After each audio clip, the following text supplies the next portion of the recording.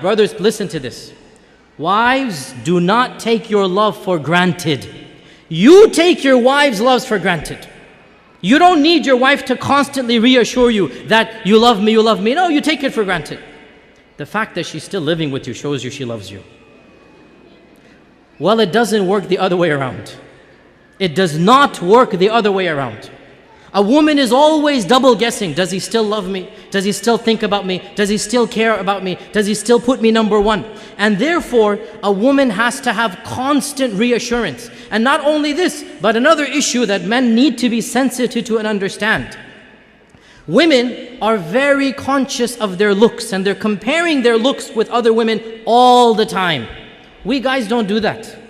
We don't care about other looks of men, and we don't compare ourselves. But women are always thinking, am I still beautiful enough for him? Does he still think me attractive? Maybe I've gained a few pounds. Maybe after the third kid, this and that. She's always double guessing her looks, her figure. And so the husband always has to make her feel the most beautiful, the most cherished, the most loved, the most admired. Though she always wants these reassurances. How does he do this? Many ways. And again, time is limited. I'll just point out a number of them. Number one, words, words, words. Never underestimate the power of speech.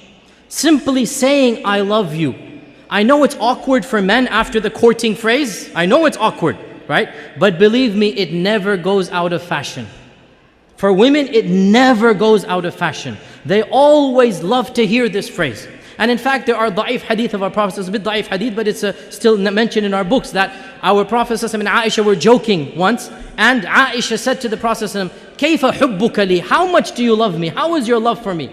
And our Prophet said, and he gave a beautiful, metaphorical, poetic expression. He said, my love for you is like the tight knot that cannot be unbound.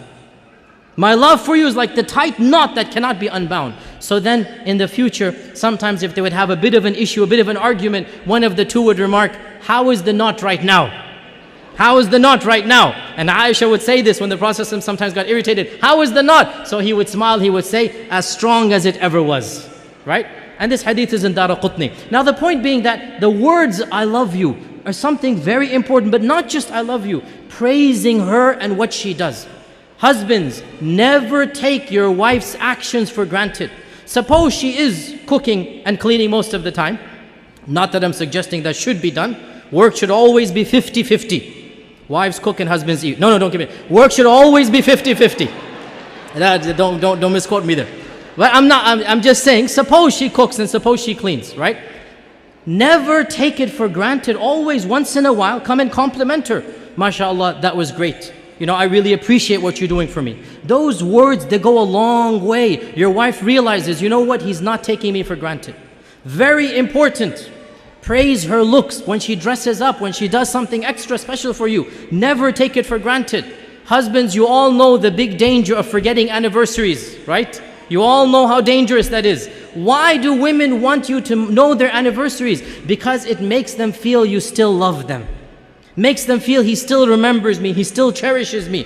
And celebrating anniversaries, honestly, I believe there are some scholars, they say it's haram bid'ah. Subhanallah, quote me, celebrating anniversaries is mustahab. It is encouraged in our religion. What greater thing to do than for the husband to tell his wife over and over again that I love you, I'll do it all over again. Take them out for a romantic dinner. Be romantic with your wife. What better way of showing that love? There's nothing wrong at all to show that love on your anniversary days. This is something that the Sharia encourages the husband and wife to have that lovely bond together. Another thing that the woman wants is time. And time, this is now a difference in language. For husbands, time means the watch on your hand. So when the wife says, you never spend time with me, immediately he goes into calculation mode. I sleep 8 hours in a day, I have breakfast 1 hour, I come home, that's 10 hours with you. How can you say I never have time for you? Right? Because he's thinking of time in the dictionary definition of time. That's the clock. No. Women have a different dictionary. Women have a different vocabulary. For women, time means attention. Undivided quality attention. So, you're working 5 days of the week. You have that Saturday night free and you want to go and you want to watch a television match. You want to watch a cricket game. You want to go and play some basketball. You want to do this and that. That is quality time. And you have just shown your wife when you have quality time, you don't want to spend it with her. So what does that mean? You never go out with the guys? No, of course you have to go out with the guys. But understand, when she's asking for time, she wants quality time. And this also, when she comes to you to come for advice, she wants some issue to solve.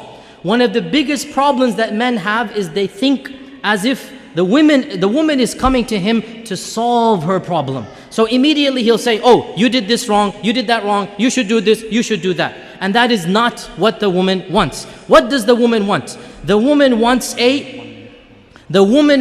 a loving ear, a sympathetic ear. She wants somebody to listen to her problem, to be sympathetic to her, not necessarily to solve her problem. This is quality time. To express that whatever she went through was frustrating, was problematic, and inshallah, they will work it out. And of course, much more can be said, but again, time is of the essence. The bottom line, brothers and sisters, the bottom line, marriage is something that both sides have to give and take. Men have to give or else the women will take. No, again, both sides have to give and take. You have to give what the woman wants, and in return, she will give what you want.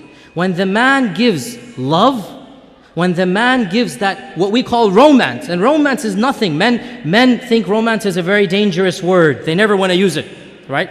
All romance means is you show her you're thinking about her. You show her you're caring about her. Husbands, the phrase I love you, giving roses, remembering the anniversaries, taking them out, spending quality time. This is what romance is.